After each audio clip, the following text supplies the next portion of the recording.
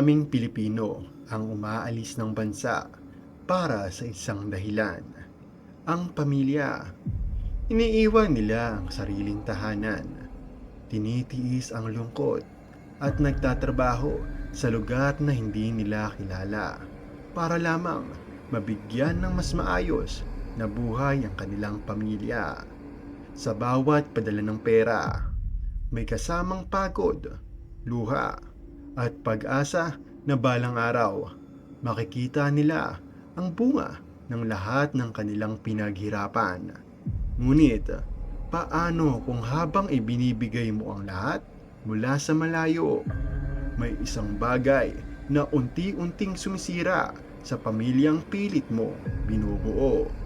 At paano kung huli mo na malalaman na ang anak na sinubukan mong protektahan ay matagal nang nawawala sa landas? Si Elena Vargas ay 45 taong gulang, isang caregiver sa Italy na mahigit 10 taon nang hindi tuluyang nakakauwi sa Pilipinas. Ang huli niyang mahabang bakasyon ay noong bata pa ang kanyang anak na si Marco. Simula noon, ang pagiging ina niya ay naging limitado sa tawag, padala at mga mensahe na kadalasan ay, "Kumain ka na ba? At mag-aral ka ng mabuti." Noong bata pa si Marco, halos 5 taong gulang pa lamang, ay pumanaw na ang kanyang ama dahil sa isang aksidente sa kalsada. At dahil dito, si Elena na lamang ang tumayong ina at ama sa kanyang anak.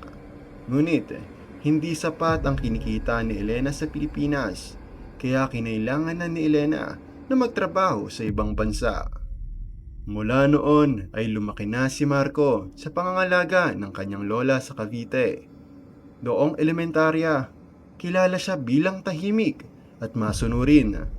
Madalas siyang nasa bahay lamang, nanonood ng TV o gumagawa ng mga assignment. Sa tuwing tatawag ang kanyang ina, excited pa siyang magkwento kung anong nangyayari sa school, kung anong grado niya, at kung anong gusto niyang maging balang araw. Tuwing Pasko, nagpapadala si Elena ng balikbayan box. May damit, sapatos, laruan, at kung minsan ay cellphone para kay Marco. Iyon ang paraan para maramdaman niyang kasama niya ang kanyang ina kahit malayo ito. Pero habang tumatanda siya, nagbabago rin ang kanyang mundo. Pagpasok ng high school, nagsimulang lumawak ang mundo ni Marco. Mas madalas siyang nasa labas kaysa sa bahay. May bagong barkada, bagong ugali, at bagong priorities. Hindi na siya gaanong nakikipagkwentuhan sa kanyang lola. At mas bihira na rin siyang sumagot sa mga tawag ng kanyang ina. Sa tuwing tatawag si Elena, madalas ay abala si Marco. Minsan ay maiksi ang sagot. Minsan ay hindi sumasagot. Ngunit, sa tuwing nakakausap niya ito, pareho pa rin ang sinasabi. "Okay lang ako, ma." At iyon ay sapat na para kay Elena. Hindi niya alam na sa likod ng simpleng sagot na iyon, unti-unti nang nagbabago ang kanyang anak.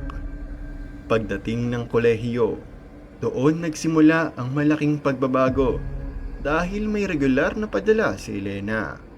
Hindi na masyadong problema ang pera. Nakakabili na si Marco ng cellphone.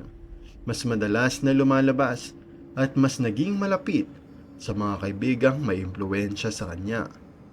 Sa simula, yosi at alak lamang, mga bagay na iniisip niyang normal sa edad niya. Ngunit, hindi nagtagal, may nagalok sa kanya ng mas mabigat, ang pinagbabawal na droga. Hindi naman siya agad pumayag, pero sa paulit-ulit na aya, sa pressure ng barkada, at sa kagustuhang makisabay, sinubukan niya ito. Isang beses, hanggang sa naging 2, hanggang sa ito ay naging regular. Habang lumalalim ang kanyang paggamit, mas lalo siyang nagiging dependent dito. Hindi na siya nakakatulog ng maayos. Hindi na siya nakakapag-isip ng malinaw. At unti-unti nang nawawala ang focus niya sa pag-aaral. Doon nagsimula ang pagbagsak niya sa eskwela. Pero hindi ito alam ni Elena dahil sa tuwing tatawag siya, iisa pa rin ang sagot. Okay lang ako, ma. Kaya ko. At dahil gusto niyang maniwala, naniniwala siya. Buwan-buwan nagpapadala si Elena ng pera. Minsan sobra pa. Lalo na kapag sinabi ni Marco na may kailangan siyang bayaran sa school. May project, may tuition, may emergency. Pero ang totoo, hindi na iyon napupunta sa eskwela. Napupunta na ito sa droga, sa utang, sa barkada, at sa mundo na unti-unting kumakain sa kanya. Sa bahay, napapansin na ng lola ni Marco ang pagbabago. Madalas siyang wala, hindi kumakain ng tama sa oras, at may mga araw na hindi na umuwi. Minsan, nawawala ang pera sa bahay. Minsan, may mga taong naghahanap sa kanya. Pero sa tuwing tinatanong siya, nagagalit lang siya o umaalis. At dahil matanda na ang kanyang lola, wala itong magawa kundi umasa na maayos din ang lahat. Isang gabi, may kumatok sa kanilang bahay. 2 lalaki ang naghahanap kay Marco. Hindi sila pamilyar, pero malinaw ang pakay. May utang si Marco na kailangang bayaran. Doon tuluyang natakot ang kanyang lola. Kinabukasan, agad niyang tinawagan si Elena sa Italy. Hindi na niya ito itinago. Ikinuwento niya ang lahat. Ang pagbabago, ang pagkawala, at ang mga taong naghahanap sa kanyang apo. Sa kabilang linya, tahimik lang si Elena. Sa unang pagkakataon, naramdaman niya na may mali na hindi niya kayang ayusin mula sa malayo. Hindi na siya nagdalawang isip. Ilang araw matapos ang tawag, nag-leave siya sa trabaho at umuwi ng Pilipinas nang hindi sinasabi kay Marco. Pagdating niya, agad niyang naramdaman ang bigat ng sitwasyon. Hindi na iyon ang bahay na iniwan niya. Tahimik, magulo, at puno ng tensyon. Hinihintay niya ang kanyang anak. Ngunit, hindi ito umuwi. Pagkalipas ng 2 araw, may natanggap na tawag si Elena mula sa ospital. Natagpuan si Marco sa gilid ng kalsada. Walang malay, mahina ang pulso, at halos hindi na humihinga. Ayon sa doktor, siya daw ay na-overdose. Ngunit may isang detalye na lalong nagpabigat sa sitwasyon. Hindi siya mag-isang natagpuan. May kasama siyang ibang kabataan. At ayon sa report, hindi lang pala siya gumagamit. Matagal na rin siyang tumutulong sa pagbebenta. Ang anak na pinaghirapan niyang mapaaral ay unti-unti pa lang napasok sa mismong mundo na sumisira sa kanya. Sa ospital, tahimik na nakaupo si Elena sa tabi ng kama ni Marco habang hawak niya ang kamay nito na nakakabit sa mga makina. Sa unang pagkakataon, matapos ang maraming taon, magkasama sila ng walang distansya. Ngunit malinaw sa kanya na hindi na ito ang pagbabalik na inaasahan niya, kundi isang sitwasyong maaaring huli na para ayusin ang lahat. Pagkalipas ng ilang oras, bahagyang gumalaw ang kamay ni Marco at dahan-dahan niyang iminulat ang kanyang mga mata.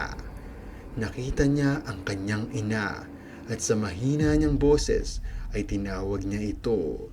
Sa sandaling iyon, agad na napuno ng pag-asa si Elena at paulit-ulit niyang sinasabi na nandito na siya at hindi na niya iiwan ang kanyang anak. Ngunit habang nagsasalita siya, napansin niyang bumibigat ang paghinga ni Marco at nagsimulang mag-alarm ang mga makina.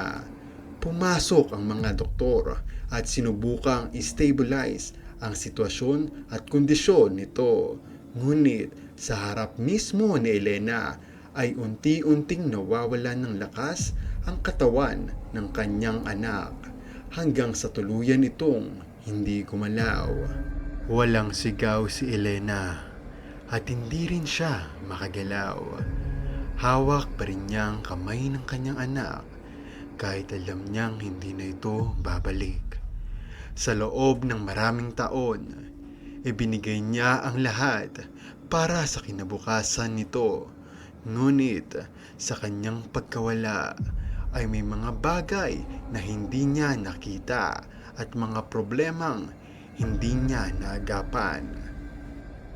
Sa burol, nakatingin lamang siya sa kabaong ng kanyang anak habang unti-unti niyang tinatanggap ang katotohanang hindi sapat ang lahat ng sakripisyo kung huli na ang presensya.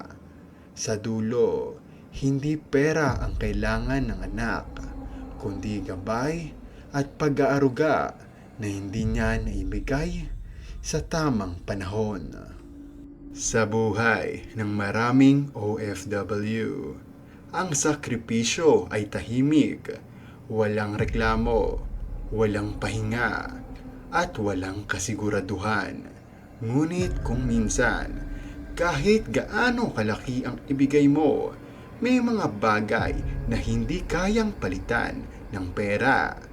Dahil ang presensya, ang gabay, at ang pagmamahal na nararamdaman araw-araw, iyon ang mga bagay na hindi kayang ipadala.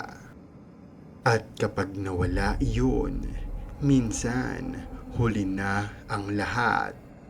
Dahil hindi lahat ng naipapadala ay tunay na naipaparamdam pa.